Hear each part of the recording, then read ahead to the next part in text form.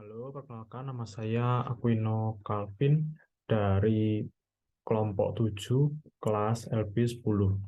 Hari ini saya akan menjelaskan tentang bisnis unicorn dari Uber. Kita mulai dari introduction.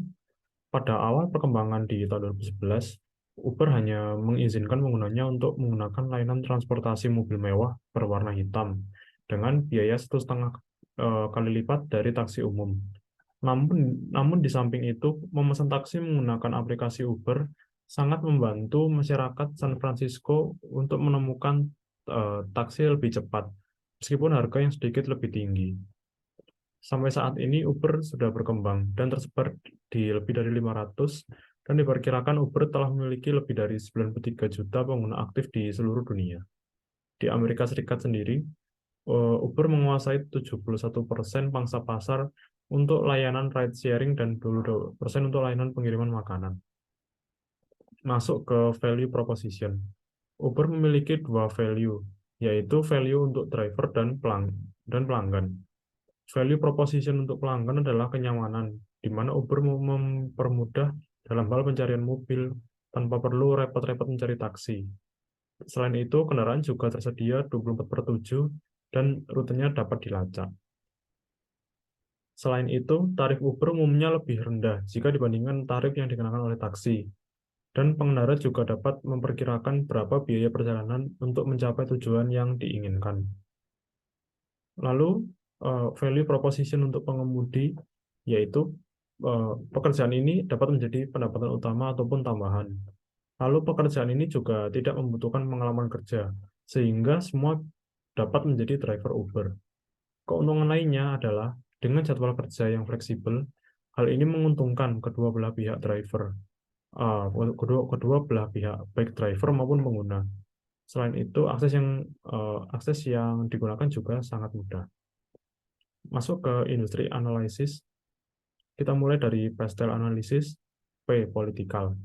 Beberapa kekhawatiran penjabat dan politisi atas perusahaan layanan transportasi Uber, seperti semakin populernya Uber dapat membahayakan fungsi dan bisnis layanan taksi konvensional. Contohnya, jika Uber mengalami kecelakaan, maka orang yang terkena atau korban dari kecelakaan tersebut tidak tahu siapa yang harus disalahkan, baik perusahaan maupun pengemudi dalam mengklaim uang asuransi. Lalu masuk ke ekonomi. Perekonomian global sedang mengalami masa resesi akibat pandemi COVID-19. Sepanjang tahun 2020 sangat buruk bagi industri transportasi karena ada penguncian, jarak sosial, dan penutupan bisnis. Uber menyediakan layanan taksi dengan harga yang lebih murah, tetapi dapat tetapi ada beberapa kekhawatiran bagi pengemudi taksi lainnya, yang membuat layanan taksi lokal harus menurunkan tarifnya agar dapat bersaing. Karena orang akan memilih produk dan layanan yang lebih murah dalam krisis ekonomi. Lalu ada S, sosial. Pertumbuhan populasi usia memberikan kemungkinan masa depan yang cerah bagi Uber. Itu dikarenakan mereka akan menggunakan jasa transportasi untuk memenuhi aktivitas mereka. T, teknologi. Uber memiliki dasar yang kuat dalam teknologi, bahkan seluruh bisnis ride-sharing perusahaan bergantung pada inovasi teknologi. Pesan pop-up, geolokasi, pelacakan seluruh perjalanan juga menggunakan internet. Akses ke internet yang stabil memainkan peran utama dalam fungsionalitas Uber. Lalu ada environmental. Menurut sebuah studi oleh Hill pada tahun 2018 bahwa Uber memonopoli pasar berbagai perjalanan dengan menempatkan lebih banyak kendaraan di jalan. Ini adalah langkah besar bagi perusahaan menuju lingkungan yang berkelanjutan dan memungkinkan pengguna untuk memiliki tumpangan tanpa mencemari lingkungan. L, legal issue. Uber adalah merek multinasional yang mengoperasikan bisnisnya di seluruh dunia. Perusahaannya memiliki masalah hukum dan memberikan upah minimum. Ada sekitar lebih dari 300.000 orang telah mengajukan gugatan terhadap Uber yang mengklaim bahwa mereka mendapatkan upah yang kurang dari minimum upah perusahaan. Lanjut ke Five Force Model of Uber. Ada Traits of New Entry. Kesuksesan Uber menarik perhatian orang dalam melirik keberhasilan perusahaannya. yang pastinya pendatang baru akan datang dengan kapasitas baru ke industrinya yang mengakibatkan terjadinya penurunan harga. Akibatnya, karena Uber adalah perusahaan berbasis teknologi, Uber tidak dapat menghentikan segala bentuk peniruan oleh pendatang baru di industri ini. The Trade of Substitution. Uber pada dasarnya adalah penyedia layanan taksi yang memungkinkan pengendara untuk terhubung dengan pengemudi yang tersedia dengan dengan tepat waktu. Sebuah layanan taksi online dapat diganti dengan transportasi umum seperti kereta api, bus, dan transportasi umum. Perlu dicatat bahwa pengeluaran pemerintah untuk pembangunan infrastruktur saat ini berada pada titik tertinggi sepanjang masa di beberapa negara di seluruh dunia, yang bertujuan untuk langkah awal pemulihan ekonomi pasca pandemi virus corona. Perlu diingat juga bahwa kenaikan harga sekecil apapun yang dilakukan oleh Uber dapat mengakibatkan pelanggan menggunakan layanan kompetitor dan alternatif terdekatnya. Lalu ada bargaining power of customer. Pelanggan Uber dapat dibagi menjadi dua kategori, yaitu mereka yang tahu harga dan mereka yang tahu kualitas.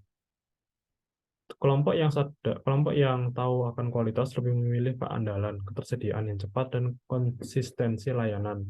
Sedangkan pelanggan yang tahu harga akan mencari penawaran terbaik dalam berbagai platform agregat.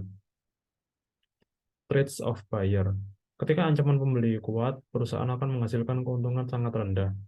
Sedangkan jika kekuatan pembeli rendah, perusahaan menghasilkan keuntungan dengan menaikkan harga, yang diikuti tambahan fitur, layanan, dan kualitas. Lalu ada competitive rivalry. Dengan kehadiran di lebih dari 80 negara di dunia, Uber telah memfasilitasi lebih dari 5 miliar perjalanan di seluruh dunia. Uber menghadapi persaingan ketat dari para pemain di pasar yang memiliki model bisnis dan skala operasi yang mirip. Ukuran perusahaan yang sama dalam industri dapat menyebabkan persaingan yang berkepanjangan sebagai bagian dengan sebagian besar inovasi yang diperan oleh konsumen. Lalu kita masuk ke idea generation. Awalnya Uber hanya didirikan oleh dua orang, yaitu Travis Kalanick dan Garrett Camp. Meski begitu, perjuangan yang dilalui tidak mudah, mulai dari drop out dari Univ hingga menjual startup mereka. Di tahun 2008, saat itu Kalanick baru saja menjual startup buatannya yang bernama Red Swoosh senilai 20 juta US dollar ke Akamai Technologies. Sedangkan Camp menjual perusahaan yang bernama Stumble Upon senilai 75 juta US dollar ke eBay. Karena tidak ada penghasilan lain, mereka berdua berbincang dengan entrepreneur lainnya dalam mencari ide baru. Salah satunya yaitu aplikasi penyewaan mobil. Dan akhirnya layanan Uber Cab dibangun di San Francisco pada tahun 2010. Kelebihan dari aplikasi ini pada awalnya dapat membuat pengguna tinggal memanggil taksi dan membayar menggunakan kartu kredit. Lalu semakin berkembang dan di Februari 2011 Uber mendapat investasi sebesar 10 juta US dollar dari perusahaan Benchmark yang menaikkan nilai perusahaan menjadi 60 juta. Ada pula pendanaan selanjutnya yang terjadi di Oktober 2011 oleh salah satu investor besar. Uber semakin membesar dan pada tahun 2014 diperkirakan nilai perusahaan mencapai 7 miliar. Bisnis strategi. Uber memiliki pilar strategi bisnis yang mereka terapkan untuk bisa bertahan di industri transportasi. Pertama, peningkatan jangkauan layanan untuk memenuhi sejumlah pasar pelanggan. Kedua, tingkat kenyamanan pengguna yang tinggi. Uber menerapkan strategi dengan menawarkan penawaran dan pengalaman yang tidak pernah didapatkan oleh penggunanya. Conclusion. Setelah mendalam tentang studi kasus perusahaan Uber, di mana terdapat banyak permasalahan yang dilalui perusahaan tersebut, mengingat Uber mengalami kerugian terbesar dalam sejarah startup IT. Itu adalah salah satu alasan mengapa valuasi Uber sangat tinggi, karena Uber dianggap memiliki keunggulan kinerja keuangan dibandingkan teknologi lainnya, seperti Amazon dan Google. Untuk sinergi bisnis aplikasi taksi online ini, Uber melakukan ekspansi ke pengantaran makanan dan akuisisi bike sharing jam yang mampu memperbaiki kinerja keuangan. Sekian storytelling pada hari ini terkait bisnis Unicorn Uber. Terima kasih.